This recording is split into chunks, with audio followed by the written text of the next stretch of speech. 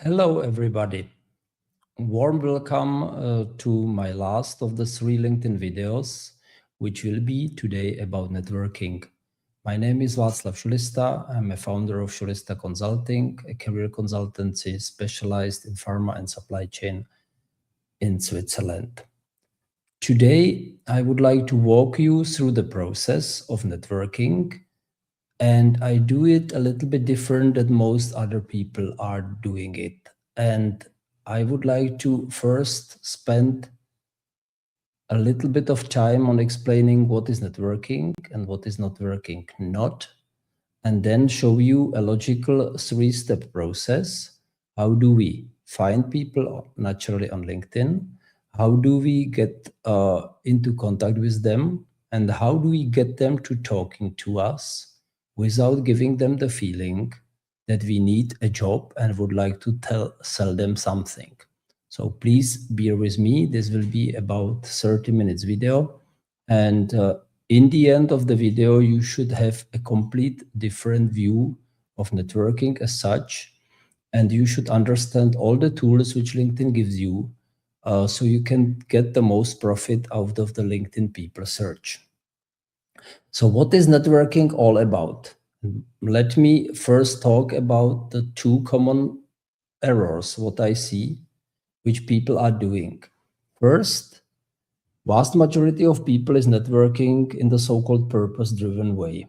So Václav used to work in a management position for 16 years in Novartis. So I'm going to talk to Novartis because Václav for sure can help me to get a job at Novartis. This is wrong. And second, people are categorizing their networking partners or the potential networking partners immediately into 2 categories: helpful, not helpful. And this is wrong again, because it's not about the person you are networking, but it's about the other people network, which means it's not important if you talk to Václav. It's much more important which network does Václav have. And if I say it very, very simple, the entire goal of networking is the following one: let the other person like you. And if the other person likes you, probably the other person might send your profile to someone else, and the person might open you the doors to the new job. So please never look at it as something which is transactional, but look at it from a Buddhistic perspective. I am reaching out to people. Some will talk to me, some won't, and it's okay, because I expect nothing from networking, and this is the best mindset. I am sure that most of you have done the terrible experience of LinkedIn, that you have a new connection and the other person immediately asks you for a job or tries to sell you something. And this is very annoying, and nobody likes this. So this was the intro. Now I will share my screen and show you how we start to do the search. So first thing which is important, if you start at the home button, then please click in the search field and press enter. And what is going to happen, that you see suddenly the information is sorted from posts, people, products, and so on. And on the right-hand side, you see all filters. And this all filter tab is very important, and I will explain all the functionalities of the all filter tabs as we go. So as we are searching for people, by the way, the same logic works if you search for posts or products or for jobs, then you need to click on this round tab called people. Now we see that LinkedIn gives us a list of people. And if you click on the page 8, then you see that there is next, and there will be next, and there will be much more. So in the past, LinkedIn used to show amount of people, precise amount of people who are on LinkedIn. And now you get only these pages. One page is 10 people. So if you see there is 170, but they are much, much more. So we have here the possibility to search for people who are first level connections or second level connections. In the past, here has been the third level connection tab, which now suddenly disappeared. And I don't know why, to be honest. This tab, first level connection, I'm only using when I know that I know the person, but I forgot their name. So in such particular case, I go here. I know that, for example, the person used to work, now works in Lonza, but they used to work in the past at Novartis. So I put the names here, click it and press show results. And then I might, the amount of person got reduced, and then I scroll to them, and then I might, this is Janine. Okay, so this is the way you can use when you search for the first person. But let's look in the second person. So second person are people who you are not connected with yet, but who have some sort of common connections with you. Naturally, LinkedIn puts the people on your search who have a similar code words as you do on your LinkedIn profile. This is not that bad, but we should help the algorithm a little bit. And how can we help the algorithm? This is with combination with the content of the search field and with the content of the all filters button. And in the search field, we can either search by specialty, profession, for example, analytical chemistry, or we can search by hierarchy, so by a position like CEO, CFO, and so on. And the logic is the same. So as an example, let's have a look that we search for CEO or other people who might lead the organization.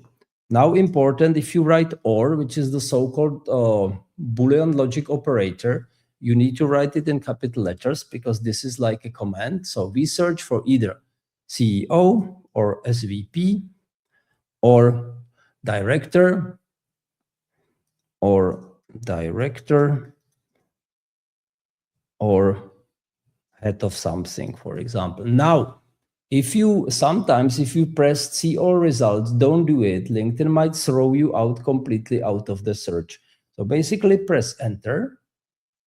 And now we see, okay, those are the people. And I forgot to reset my search. So I'm going to reset the search and I will start again. Okay, second level position, who are either CEO or SVP or director or head of something. Doesn't mean that the person is in current position as a director or a CEO, but somewhere on the LinkedIn profile, this code word is there. Okay, so this is the first step. Now, the all filters tab is very, very powerful. And if I open the all filters tab, naturally I can put location into it. And then we get only people in Switzerland. But again, don't get caught in the trap. I talk only people in Switzerland because you might found a job by talking with someone who is in Germany and not in Switzerland. So this is not that important. Okay, so now let's go on all filters and let's assume you are searching for someone who studied at the same school as you did. So in my case, it was Charles University in Czechia. Okay, so let's put here Charles University and show results. Here, I suddenly get people who are my second level connections and who have studied on the same university. And when you see I got 6 pages are 10, so I have now 63 people.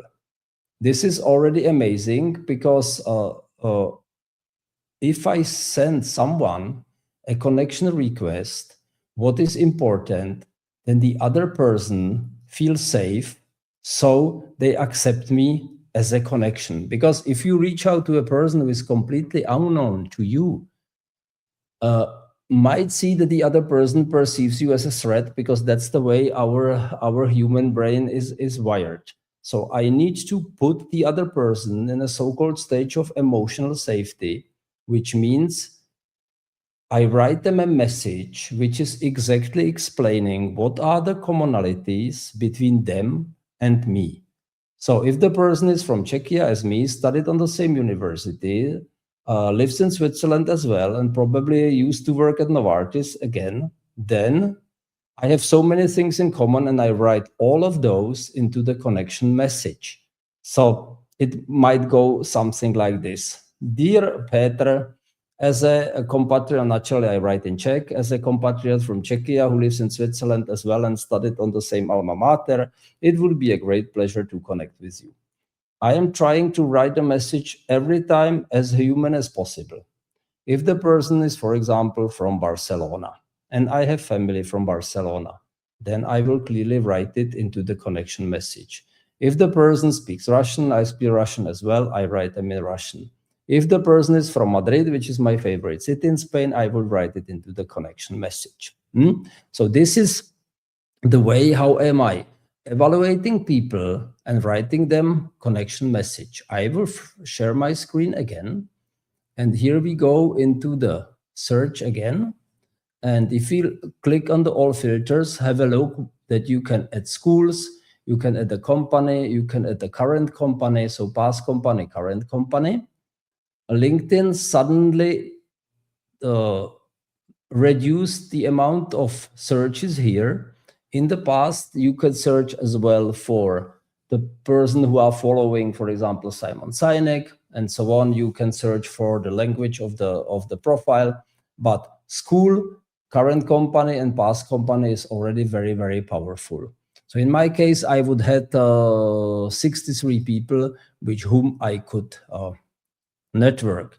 Now, I have put all the important things into my article on LinkedIn.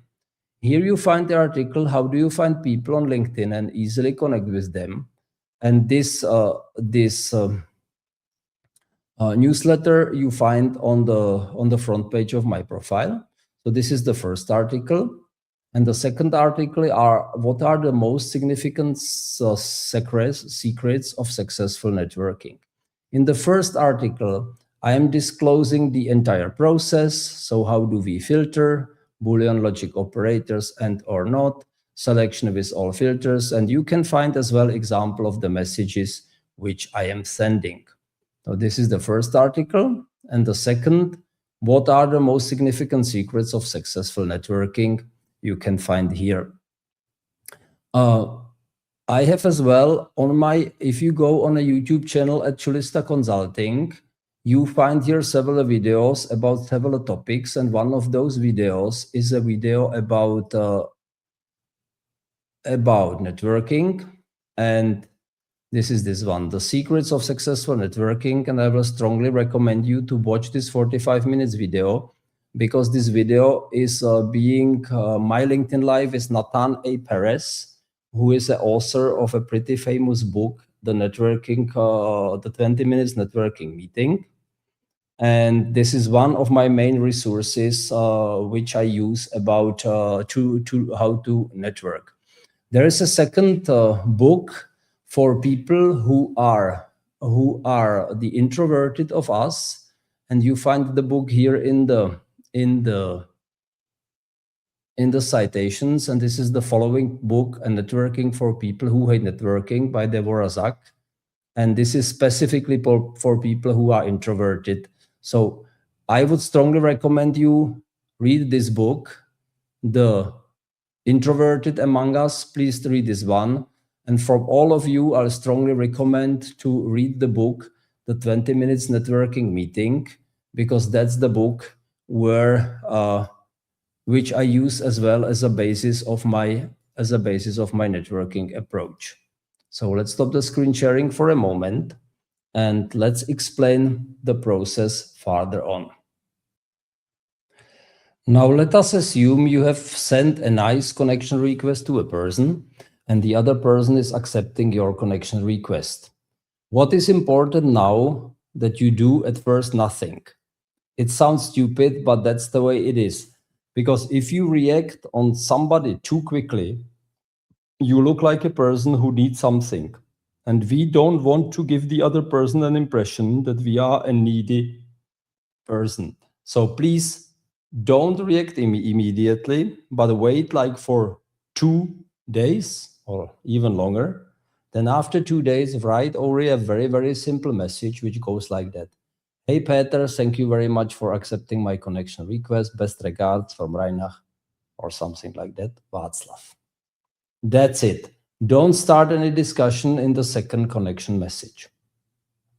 Some people might then do the same and politely write you something back like, hey, Václav, thank you very much for reaching out and happy to be connected, something like that.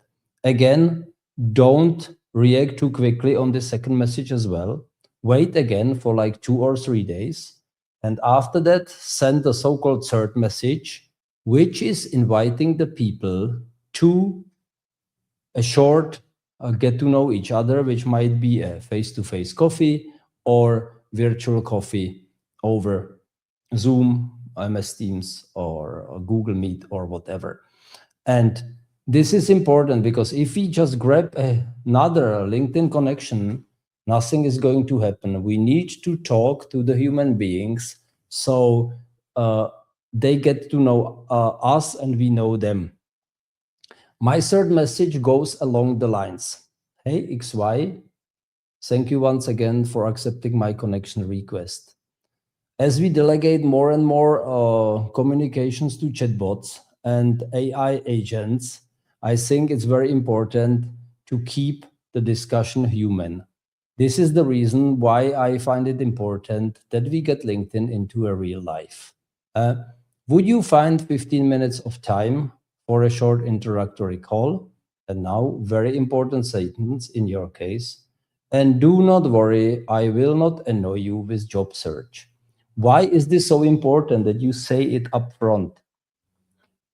Many people are suspicious when a stranger is starting talking with them, as many people had a very terrible experience on LinkedIn exactly by people trying to ask them for a job or trying to sell them something.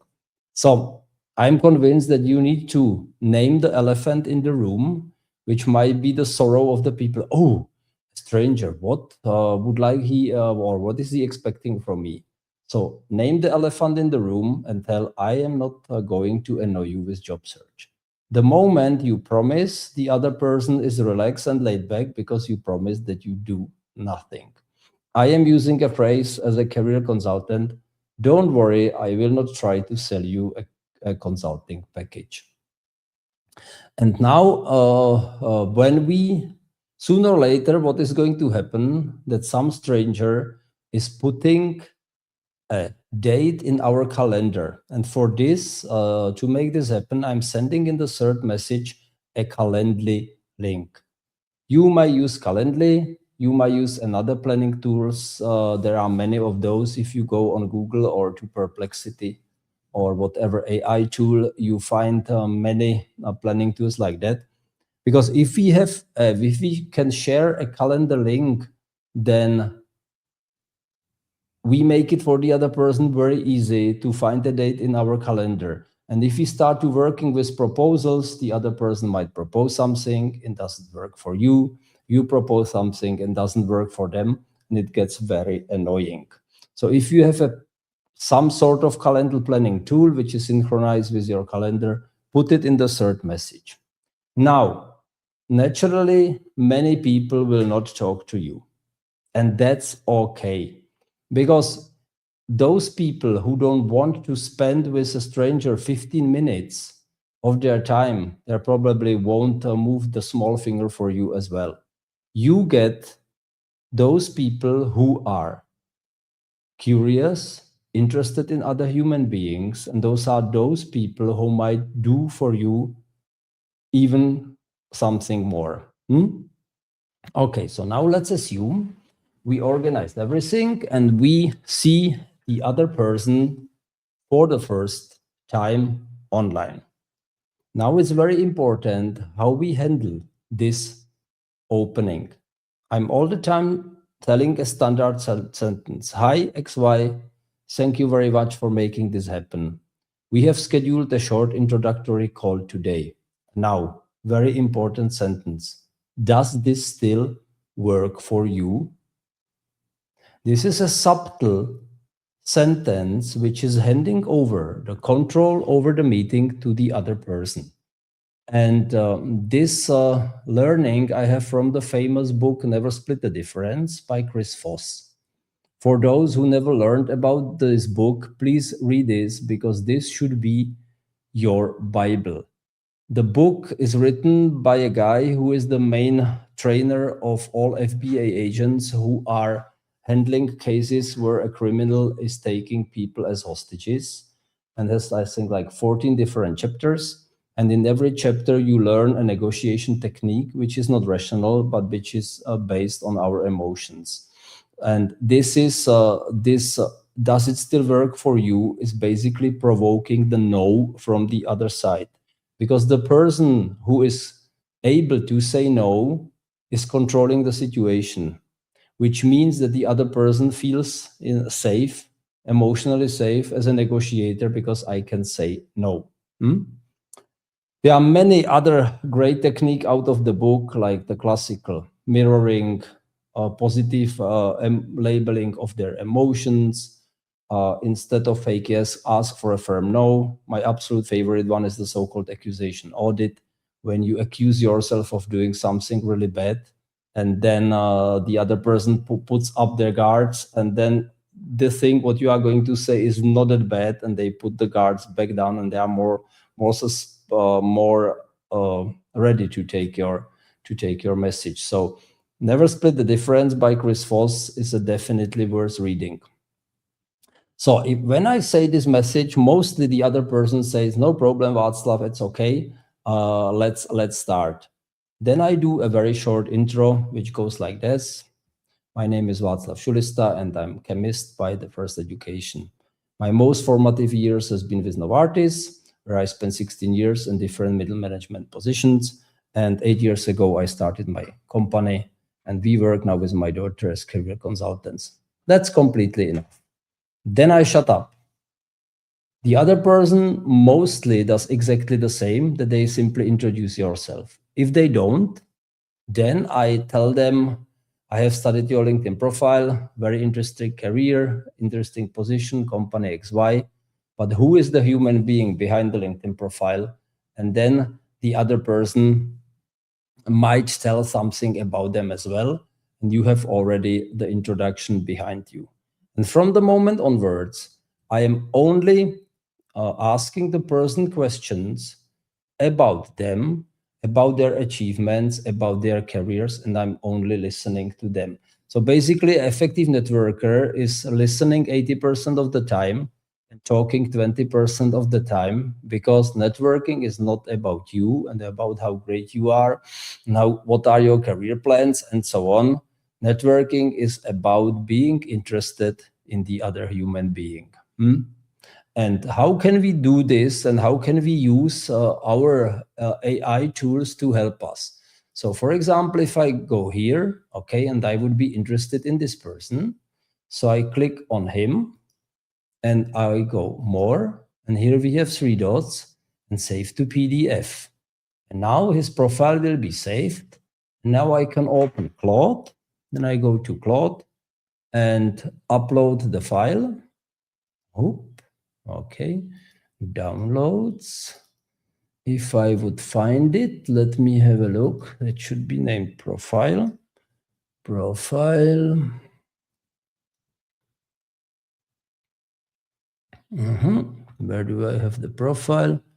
Okay, I don't find it, but let's, it's self-explainable. So you upload the profile, and then you tell AI, you tell them something about yourself. You can upload your profile of LinkedIn as well, or your CV, and tell them, I have a networking meeting with this and that person. Please generate me a set of 10 or 15 questions so I can show interest in the other person and respect for their achievements. And AI does you in 10 seconds a beautiful set of 10 to 15 questions, and you have your script for the talk. And then I simply asking questions, listening to them, and naturally I'm picking those questions from the areas where there are some commonalities between them and me. So for example, I used to drive SAP implementation, and then I saw if the person was doing the same thing, I will ask them, for example, something about that. Why is it so important? If you are only asking questions and listening, you give the other person space, you give them attention, And in the modern times, almost no one is really doing active listening. People are only waiting when they can throw their arguments into the discussion. So if you really are able to do active listening, what's going to happen? The other person automatically likes you because you are listening to them. I have a very romantic and dramatic love story with my Swiss wife. I talk it probably, I explain it to thousands of people, and I love to explain it to the 1001st time because it's simply a cool story.